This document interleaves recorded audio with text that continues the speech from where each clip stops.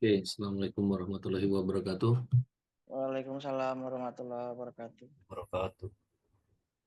Kita mulai um, analisa untuk minggu berikutnya, tapi kita analisa pendek aja. Yang pertama untuk US stock. US stock posisinya, profilnya sekarang seperti ini. Jumat kemarin dia fail, dia habis tes high, lalu dia turun. Oke. Nah, kalau dilihat dari structure-nya, ini turunnya eh, dia ada reaction buying di apa namanya breakout ya di high-nya hari Selasa ya di high-nya hari Selasa test and then up. Oke. Nah, apa yang kita lihat, saya masih melihat em, ekspektasi saya adalah untuk melihat test high em, hari Rabu, week ini apa, Kamis, sorry, hari Kamis ya. Jadi ini hari Rabu. Let's see. Oke. Nah, seperti ini. Ada yang ketinggalan. Ini hari Rabunya, Kamis, Jumat. Nah, di sini banyak sekali balance. Kalau saya gambar, ini nggak tahu kenapa kok si siapa namanya em, trading trading view-nya jadi glowing. Saya nggak ngerti nih settingannya apa yang berubah. Oke, di sini kita ngelihat di sini ada banyak sekali profil. Ya. Dan di sini ada dia membuat profil di atas dengan satu hari dia membuat profil di atas. Ini adalah nilai wajar di bawah, nilai wajar di atas. Jadi nilai inventory, jadi nilai belanjanya di sini. Nah, sekarang kita lihat apakah dia test high or break high. Untuk trade di bawahnya, yang saya mau lihat kalau ini fail, dia trade ke atas, kita akan ekspektasinya adalah tes area yang atas ini, kemungkinan yang bawah ini. Karena kalau kita lihat dari beberapa chart, ya, ya. Ini kan market profile yang visible, yang kelihatan kalau di gitu. Nah, di sini cukup besar. Nanti kita akan lihat di Senin seperti apa. Dan kita korelasikan juga dengan um, indeks yang lainnya. Oke, kita lanjut ke um, Nasdaq. Nasdaq cukup kencang. Namun Nasdaq ini belum break high sebetulnya. Nanti kita cek ya.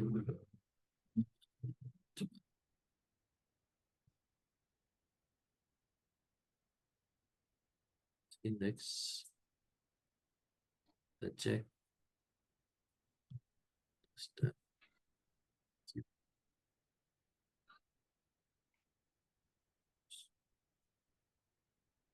Kita lihat. Oh, sorry. Apa jadi begini? Weekend. Ya, Nasdaq tuh posisinya di sini. Jadi high-nya masih ada dia. Ya. Jadi untuk tech company ini masih ada potensial untuk naik ke atas. Ini adalah last try-nya. Ya, saya nggak ngerti nih, kenapa kok tiba-tiba glowing semua.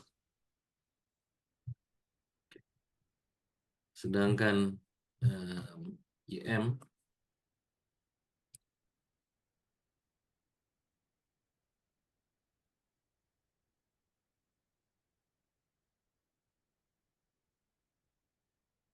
seperti ini, sama seperti di S&P.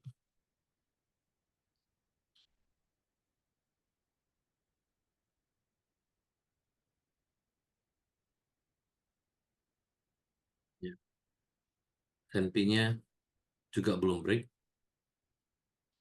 Kita akan melihat apakah dia oke. Nah, ini yang menarik. Tadi kita nggak lihat di 30 menitnya. Kita lihat ini.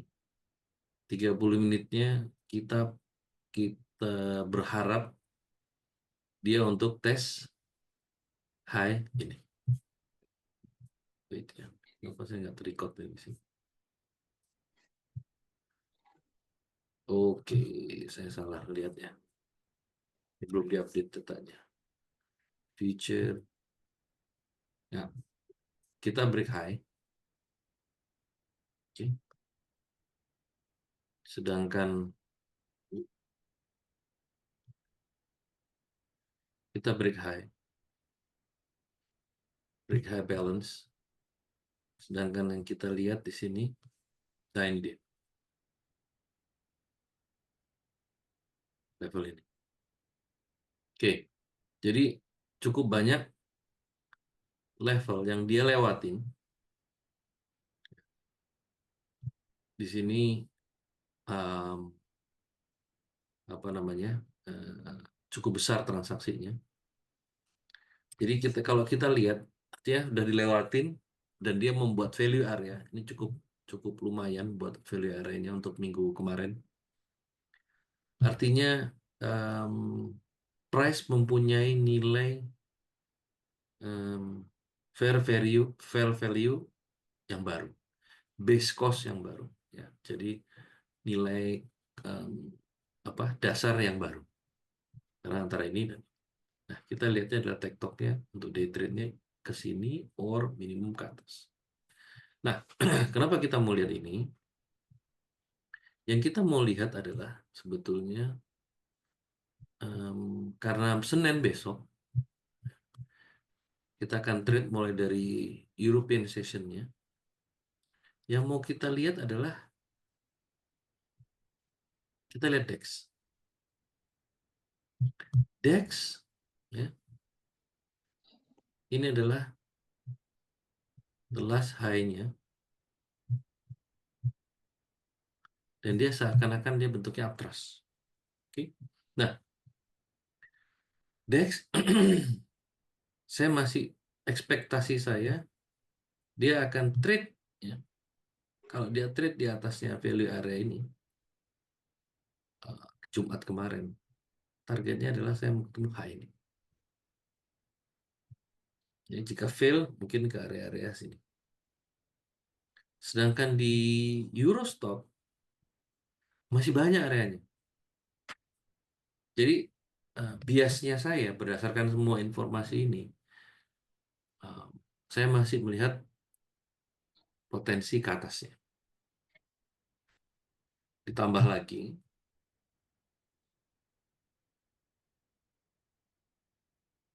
ZN-nya ini, bond-nya, dia nggak terlalu kencang.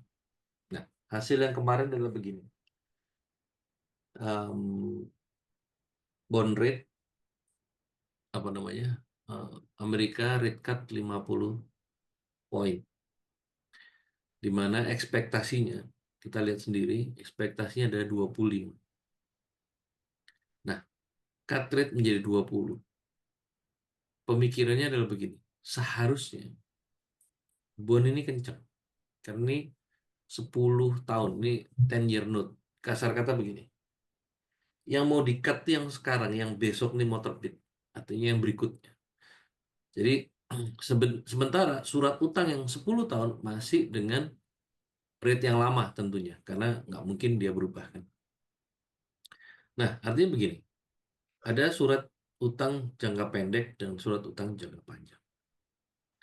Surat hutang yang jangka pendek berikutnya, karena yang sudah berjalan ini sudah mau habis di akhir tahun, yang berikutnya nanti bunganya lebih kecil daripada yang 10 tahun. Yang 10 tahun ini, ya, ini waktu orang tuh ngambil kuponnya, ya, bahasanya bond itu kupon, di awal tahun atau sebelumnya, saat setelah naik, ya, di maksimum nilainya rate, dia akan tetap harga yang lama. Jadi dengan bunga yang tinggi.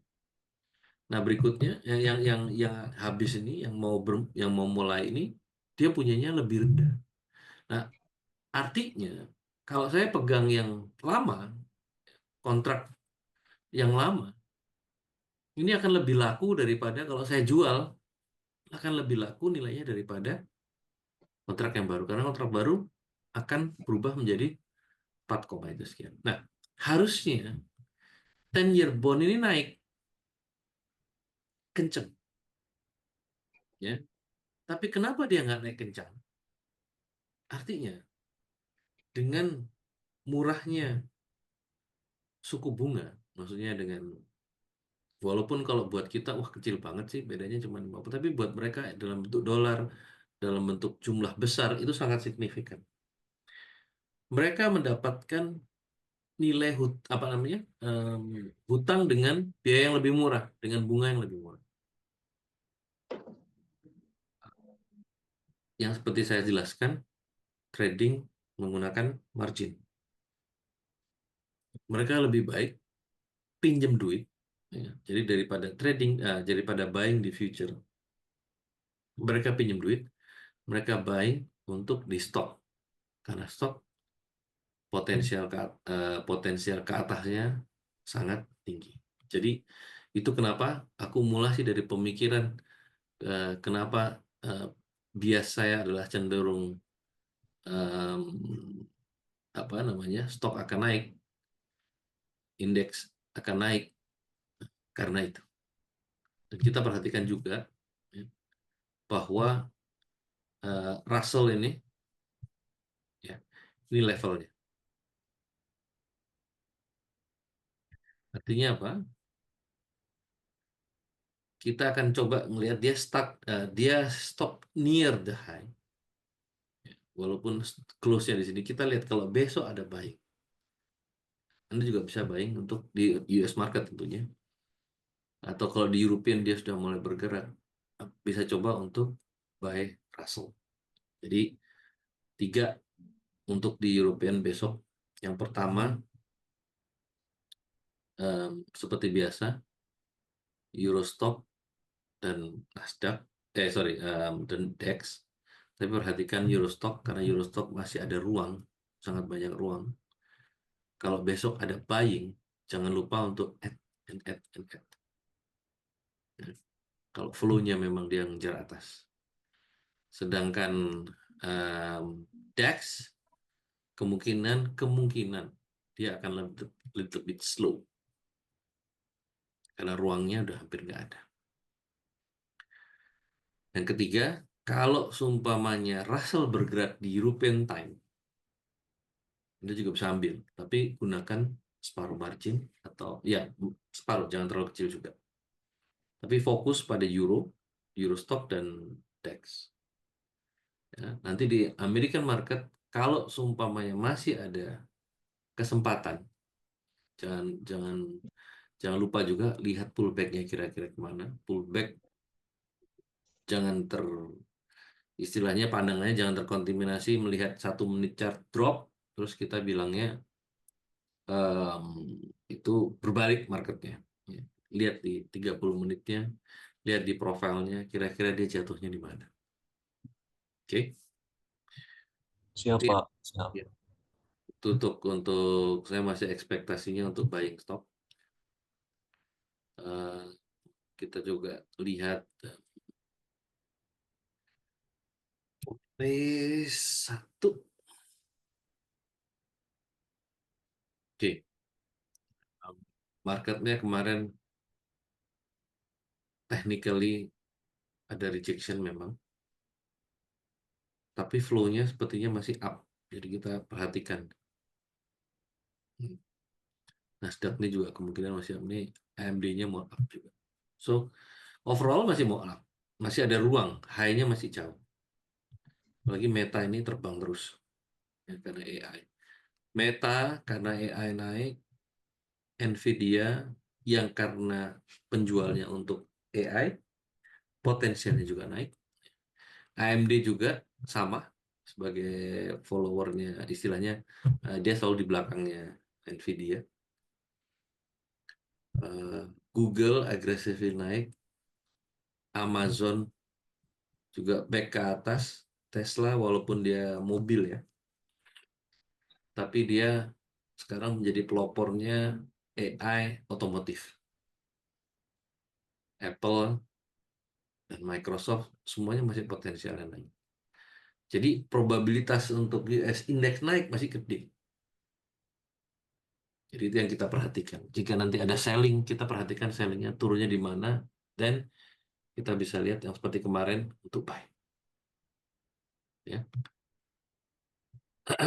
Bayangkan masih banyak sekali posisi eh, istilahnya eh, area untuk buying di situ.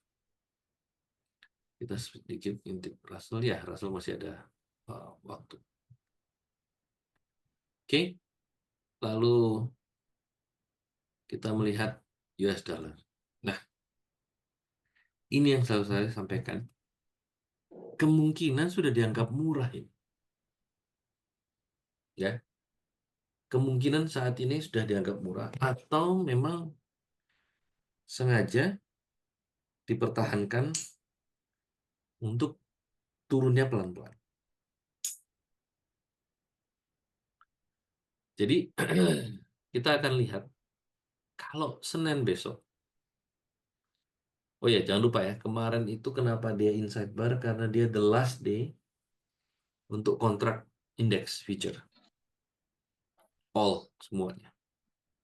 Jadi sekarang Senin ini adalah yang baru. Jadi jangan kaget kalau dia tiba-tiba turun langsung dia naik ke atas, atau hari ini harus Senin ini yang agresif, orang semuanya buying karena semua short seller yang tidak berhasil tereksekusi kalau dia perpanjang kontrak pasti akan disuruh buying posisinya. Ya. Dolar indeks kemungkinan dia akan ke atas. Walaupun harusnya secara teori dengan rendahnya suku bunga dia akan ke bawah. Ini yang lucu begini. Wah, dolar akan terus melemah, dolar, tapi nggak melemah-lemah dari yang kita lihat. Artinya apa? Market sudah menganggap ini lemah. It's good for buying. Apalagi tension masalah di luar sana, apa namanya, geopolitical, ya, perang ini Irak dan Iran, sorry, Iran dan Israel, ya, mulai memanas. Nah, itu yang kita harus lihat. Kita lihat bagaimana reaksi dolar, tapi cenderungnya mungkin ke atas. Dan ini kita bisa melihat di forex, kalau dia stagnan, dia back ini euro, maka kita bisa mencari buying dolar. Bagaimana dengan gold? Gold masih cerita yang sama, dia masih kuat. Saya nggak tahu bagaimana untuk sellingnya. Namun strateginya begini, yang seperti saya sampaikan.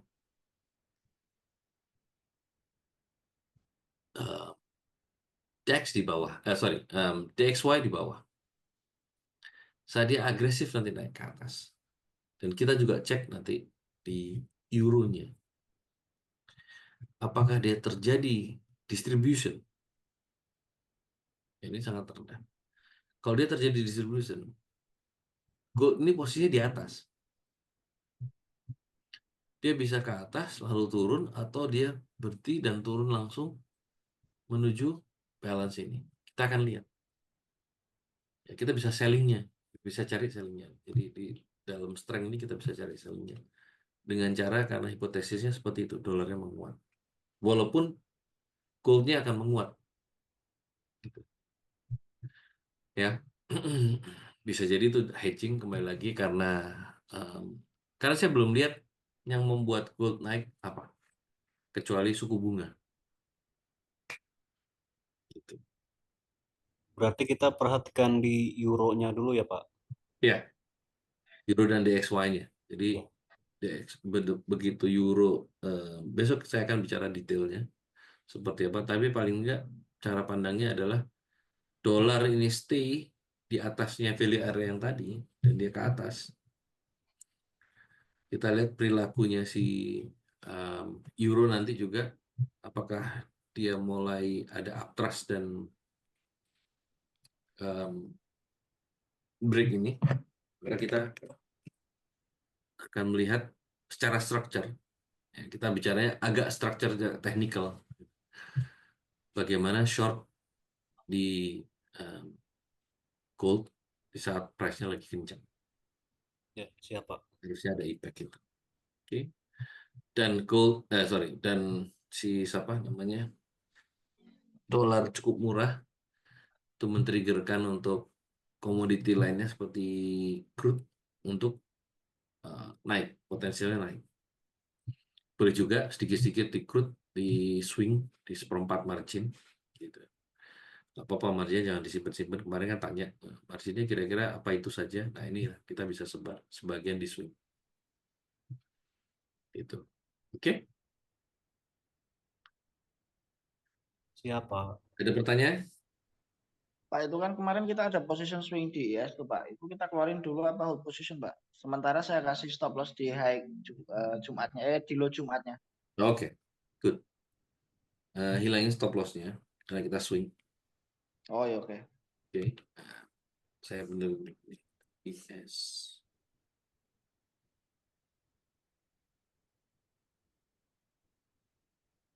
Kita lihatnya gini. Kita biarin dulu karena saya mau ngelihatnya ketemu high. Kalau kita salah, nanti kita selling di Nasdaq. Jadi kita biarkan dia win or lose. Siap. Nah, nanti bagaimana, karena swing kita butuh melihatnya cukup lama. Dan waktu ke atas pun kita juga lihat apakah ada selling ataukah dia berubah changing behavior. Nanti kita lihat. Tapi kalau ini langsung ke bawah dan kita coba perlahan-lahan lihat apakah dia benar-benar ke bawah atau ke atas. Kita bisa juga nanti selling di Nasdaq. Jadi kita selling di temennya atau buying di temennya. Gitu. Oke Pak. Jadi Ya. makanya trading di day trade-nya di Eurostock dan di DAX. Cek. Baik. Itu dulu dari saya. Siap Pak, makasih. Baik Pak, siap. Assalamualaikum warahmatullahi wabarakatuh. Waalaikumsalam Waalaikumsalam warahmatullahi warahmatullahi wabarakatuh. wabarakatuh.